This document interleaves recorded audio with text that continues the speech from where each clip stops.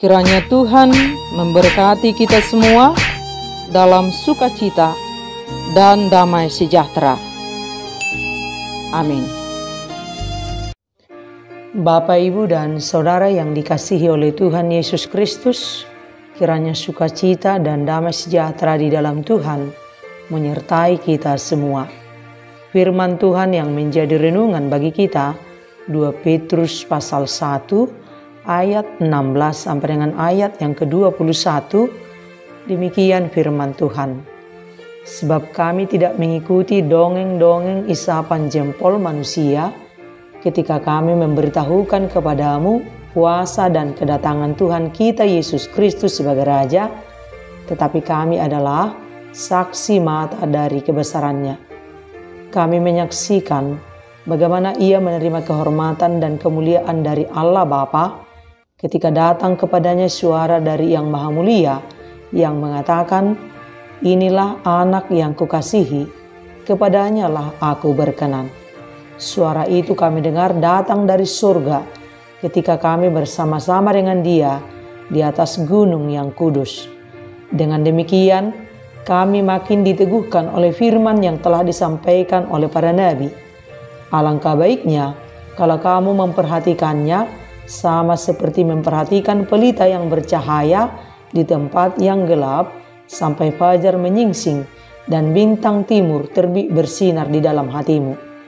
Yang terutama harus kamu ketahui ialah bahwa nubuat-nubuat dalam kitab suci tidak boleh ditafsirkan menurut kehendak sendiri, sebab tidak pernah nubuat dihasilkan oleh kehendak manusia, tetapi oleh dorongan Roh Kudus orang-orang berbicara atas nama Allah. Demikian firman Tuhan. Bapak, Ibu, dan Saudara yang dikasihi oleh Tuhan Yesus Kristus, dari zaman Yesus sampai zaman ini, orang-orang dunia meragukan ketuhanan Yesus. Orang-orang dunia selalu berargumen, masa Tuhan jadi manusia? Masa Tuhan mati dan disalibkan? Masa Tuhan seperti ini? Masa Tuhan seperti itu? Dan lain sebagainya.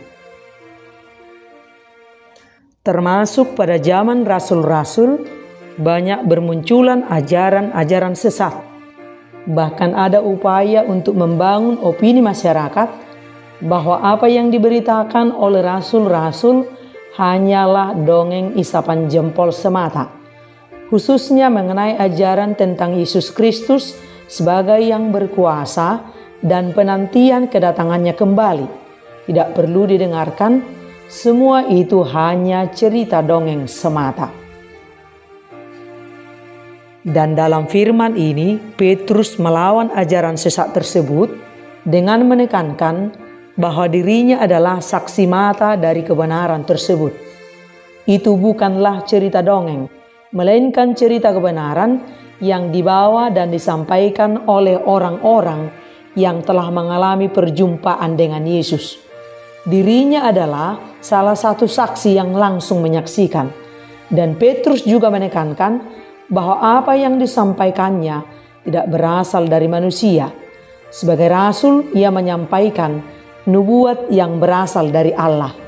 Allah telah berkenan memilihnya sebagai saksi yang melihat, yang mengalami perjumpaan dengan Yesus.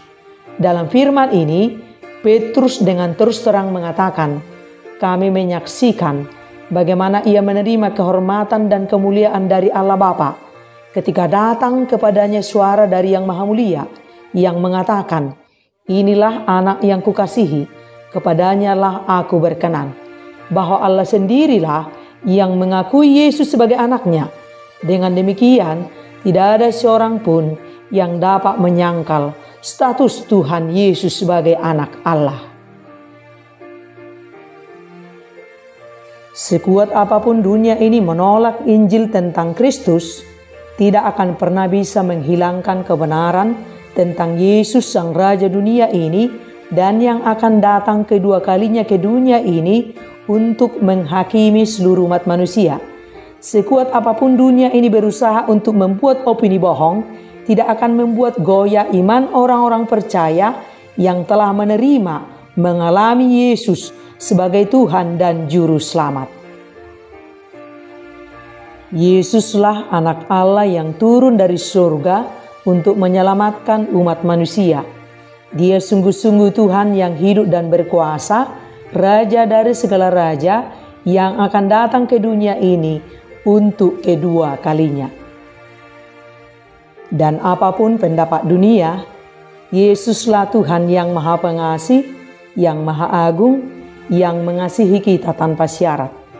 Kemurahannya kita alami setiap waktu. Kita ada dan hidup sampai hari ini, semua oleh karena kasih kemurahan daripada Tuhan kita Yesus Kristus. Sekarang bagaimana dengan kita yang mengaku percaya kepada Tuhan Yesus Kristus? Apakah kita sudah mengalami perjumpaan secara pribadi dengan Yesus? Kalau kita sudah mengalami perjumpaan secara pribadi dengan Yesus, kita akan menyaksikan, memberitakan, menceritakan tentang Yesus dalam hari-hari kita. Kenali dan alami Yesus dengan sungguh-sungguh dari setiap waktu dan keadaan yang kita alami. Dan kita tidak cukup lagi hanya sekedar tahu tentang Yesus. Kita tidak cukup lagi hanya sekedar berbicara tentang Yesus. Tetapi bagaimana kita setiap waktu dan keadaan berbicara dengan Yesus, berkomunikasi dengan Yesus, bersekutu dengan Yesus, bermitra dengan Yesus, terkoneksi dengan Yesus. Supaya kita bersaksi tentang Yesus yang sungguh-sungguh nyata kita alami dalam hari-hari kita. Roh Kudus memberi kita hikmat dan kekuatan untuk terus menyaksikan Yesus melalui kehidupan kita. Tunjukkan bahwa kita pengikut Kristus yang sungguh-sungguh setia, yang telah mengalami perjumpaan secara pribadi dengan Yesus.